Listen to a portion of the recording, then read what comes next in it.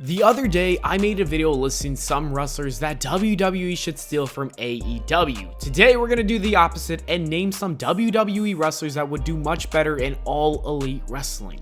Therefore, Tony Khan should consider trying to sign them when their contracts are up or if they ever do get released. Let's jump right into the video with number 7, Tommaso Ciampa.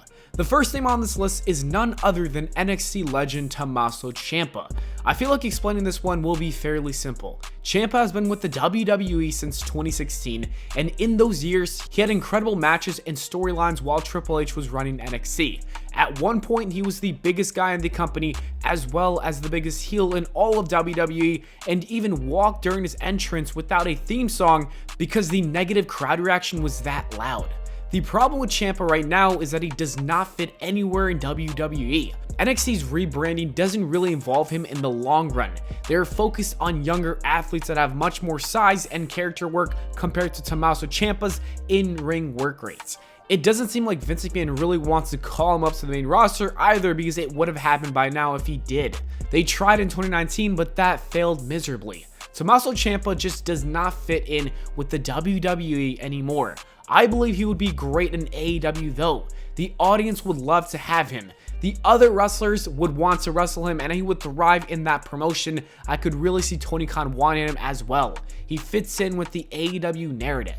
Number 6, Walter. As we know, the WWE changed Walter's name to Gunther right now, but I will not refer to him as Gunther because that is one of the many problems that I see WWE doing with Walter in the future. The first problem was that, but other than that, if we saw how he was booked at the Survivor Series pay-per-view in 2019, it was terrible. The man lost in 3 minutes and was the first person to be eliminated in that match. The WWE, specifically Vince McMahon, I don't think is going to book Walter in the best presentation for the WWE on either Raw or SmackDown when he does eventually get called up. I think he will be a new toy for a little bit, and then Vince McMahon will quickly move on. And because of that, I would much rather see him in the AEW promotion because I do think Tony Khan would book him much better. Walter could be a dominant force in AEW, and I could totally see him winning the AEW World Championship or even the TNT title. And that is why I would like to see AEW steal him from WWE, just because I don't think Vince is going to do a good job.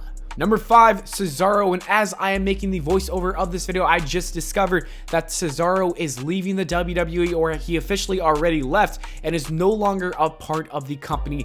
That is pretty groundbreaking news because I just never expected someone like him to leave, because Cesaro was really dedicated to Vince McMahon and the WWE, and I thought he loved it despite having not really a big role in the company. But this is great news for AEW because Cesaro is a wrestler that you would want to steal. I think he would thrive in AEW. Cesaro could literally go down there and Tony Khan would give him a manager, which is something that he needed his whole career but was never given. And with a manager, with a legend of a manager, I think Cesaro could be really great in AEW. And I know for a fact that a majority of the AEW audience would want to see him get a massive push. And because of that, he should probably sign with AEW and they should steal him immediately. And I know they've been hiring a lot of ex-WWE guys, but I would rather see Cesaro in AEW while they cut other people. And I'm not even totally against the idea of a brand split. AEW is getting to the point where they could totally have a brand split, and I would actually be happy about it because it would give a lot of people a lot more screen time. Number 4, Shinsuke Nakamura.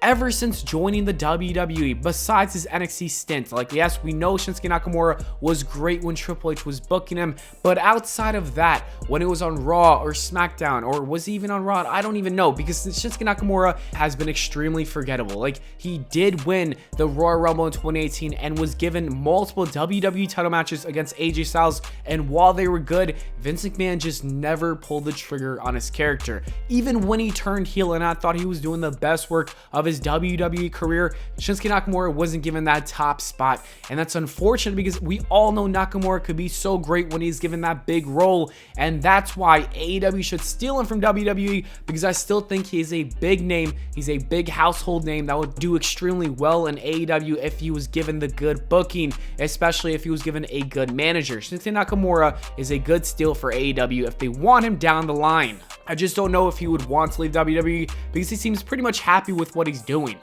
Number 3, Mustafa Ali. In 2016, when the WWE was hosting their Cruiserweight Classic, which was one of the best tournaments they had in a really long time, probably the best, they signed Mustafa Ali to a contract because that is how good he was, and they were bringing back the Cruiserweight division and even opened 205 Live later down the line, which Mustafa Ali thrived in.